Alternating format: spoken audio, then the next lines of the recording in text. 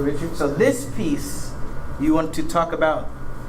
This piece. Yes, and its importance to you. Well, this painting is abstract. As you can see, the shapes are very unusual, and it's very bright colors. Actually, all my abstract painting, it has the origins of the space most of the time. I always had a very strong feeling. Maybe the clouds, the light, the sun was always active in my brain. So this is it here now. And in 1960, I was painting in Buenos Aires, Argentina. Okay. And there was a really a great experience to be living in Buenos Aires, because it is a city of European people. They came there and they really helped it for the people, for the natural people that were living a long time ago. I mean, mainly Spanish people. And 1960 was a really very happy time for myself. Mm-hmm. And mind you, ask, how old were you in 1960? For 24 years old. 21. Yeah, I was really, from the beginning of my few years, I was always attached to start drawings in a paper. And so by the time in 1960, I really get a very strong feeling for the shapes. This painting, it's, as you can see, it's very dynamic in color and shapes. So they're moving very fast and active, and it really gives like you can go inside visually, and because the shape itself, it makes you feel it's very active. And it kind of draws your eye to a center. Right, yeah. That's right. It really gives you your eye inside of the painting, because the lines, the color, it carries you there. Let's see. And where were you when you painted this one? What country were you in at the time? This one I painted in Washington, D.C. That's 1975. That's cathedral forms. Yeah, again, this painting was done in Washington, D.C. Mm-hmm. And again, you can really feel there is a movement. It carries you, because the light, the shapes, make you feel the painting is in movement. That's the feeling that I had. And how would you define cathedral? Like, that was your title, cathedral? The title, cathedral forms? Like, what's the title? Can anybody feel what does it mean, cathedral? Maybe it doesn't exist. You named all your paintings. Yeah, I named all my paintings, but at my age right now, it's very difficult. And you've done so much. It was hard for me to, like, even coming up with your bio. I'm sorry, I had an error. I didn't know where to start, because your life is so full. Yeah, very dynamic. You've probably done thousands on thousands of paintings. So that's true, sir. Again, this painting was done in Washington, D.C. It's pretty.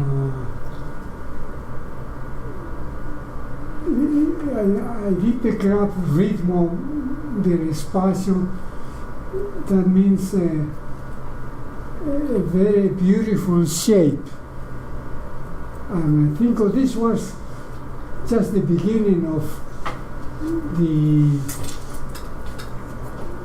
the feeling of the woman of myself. Mm-hmm. So I really probably was the face of some friend, and then I really tried to stylize and give a very nice feeling all around. Even the shapes that are moving are very pleasant, but it has a movement.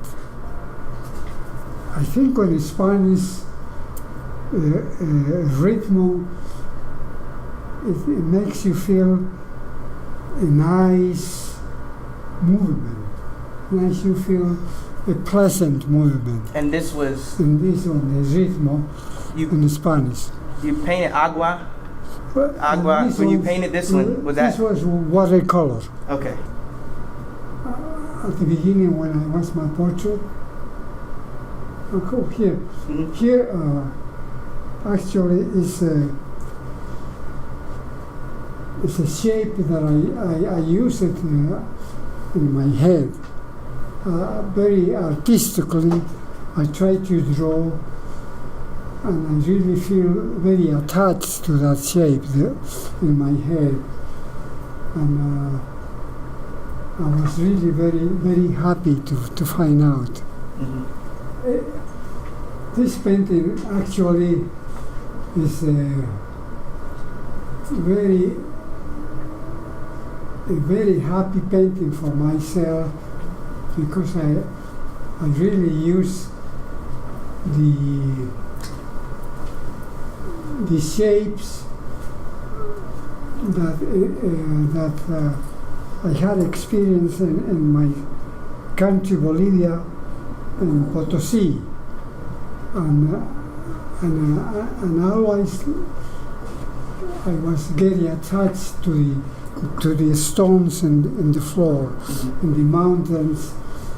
It really gave me that kind of attraction to the shapes of the rocks, and through that I get very close to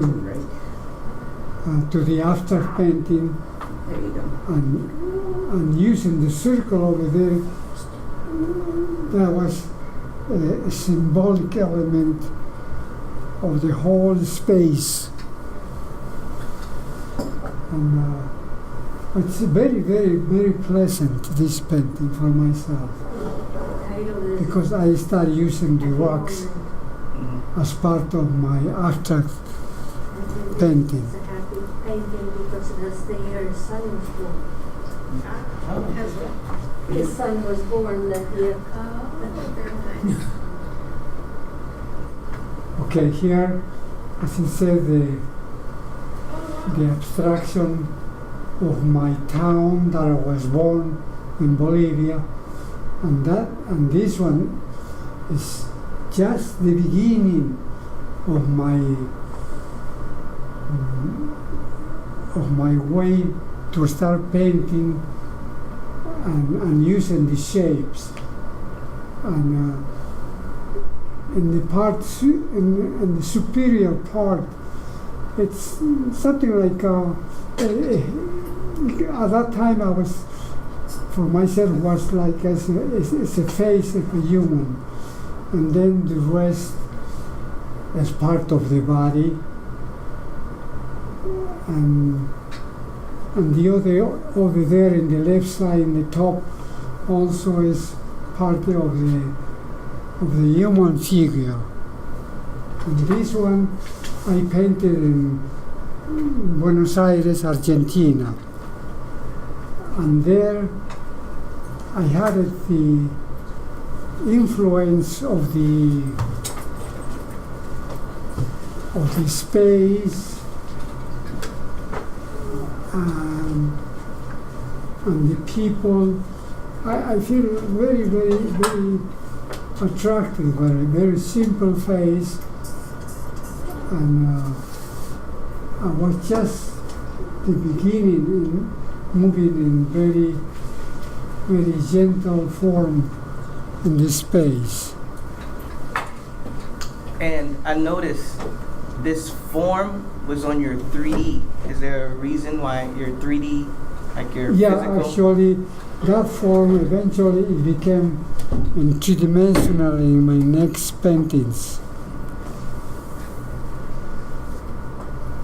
Okay, here you can see this is the most beautiful place for myself because this is the place that I was born, and the top part is part of the beginning of the pyramidal shape of the mountain, and this place was very attracted by the Spanish people because here they used to come from Spain and take silver from the mountain. It was very rich in silver. So the Spanish people, they came here to take out back to Spain. And this was one of the first church they built up in those years, and it was very, very, very nice place for me. Yeah. That's when. Here is my friend from Buenos Aires. She was also an artist, and she really had a beautiful body, and I really was attracted to paint her in watercolor. And it's very, and that very your nice. shape again. So I see the What? litho. That litho, is that what you call it? Is it a litho? I see that shape in the triangle? background. Yeah. In is the that- box one? Yeah. Is that this the shape that you always put in Yeah, everything? that's right. That is the shape, the round shape, and going up to the sky. Here and again, Sylvia was was always friends of mine. They used to go to the fine arts, and I met her, and then I make a drawing after many times. And in the box one, it's the museum, the art museum. The box one was very high, I think like 4 floors up. So did you draw it actually in the art museum? Did you draw these pictures in the museum? Or you added it? What I did is I took a picture and I was sitting there, and then I painted in my house. Yeah. This was painted also in Washington, D.C. And it was a great experience there because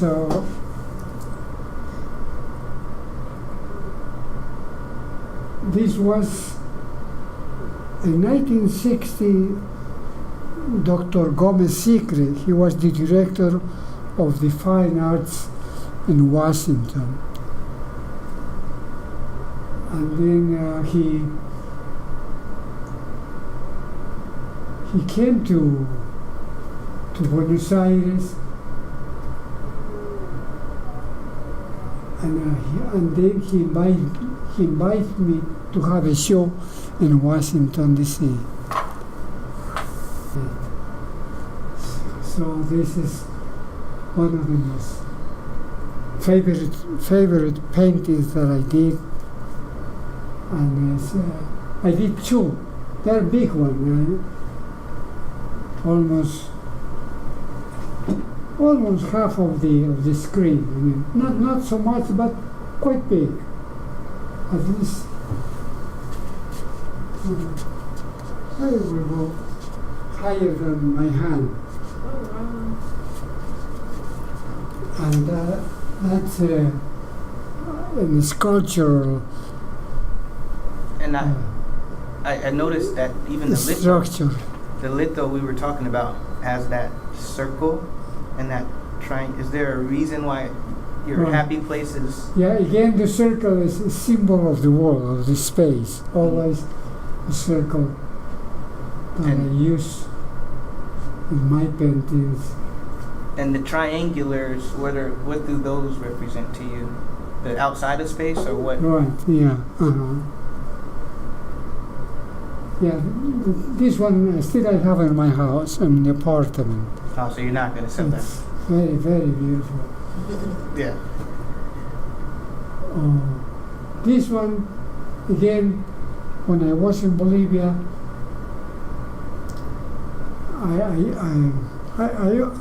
I always like photograph, and most of the time, wherever I go, I always shoot anything that is really attractive to me. And she was sitting there, and then I said like that, and she smiled, and I take the picture. Did she see the end product? Did you ever meet her after that? Or? No, after that, I didn't show her because she was just a peasant in the street, and I just took the picture, and then I go back to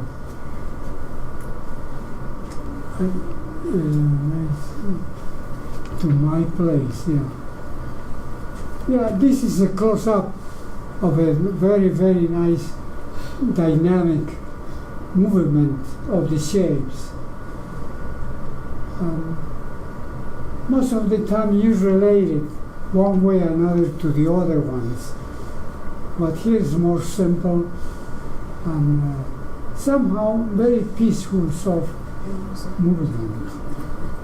And again, the circle is I always use most of the time. Very peaceful one, this one, I like it. And this one is just the beginnings of my attraction for nature. And here there are vicuñas, sometimes they are llamas, and I did from imagination myself everything. I just created the shapes because of the vicuñas and the landscape. Again, I just start doing very attractive the shape. Very vicuña. Vicuña is very close to the llama. It is llama is more heavy, it has a lot of hair, and the vicuña is more. The shape is more elegant and very nice shape. Yeah, this is another peasant of again in the street. I took a very nice picture, and this one is they call it tempera. It's a very heavy pigment, and then I can always go 3-4 times like the oil painting. But in this case, I use water to go several times in order to give volume to the shapes.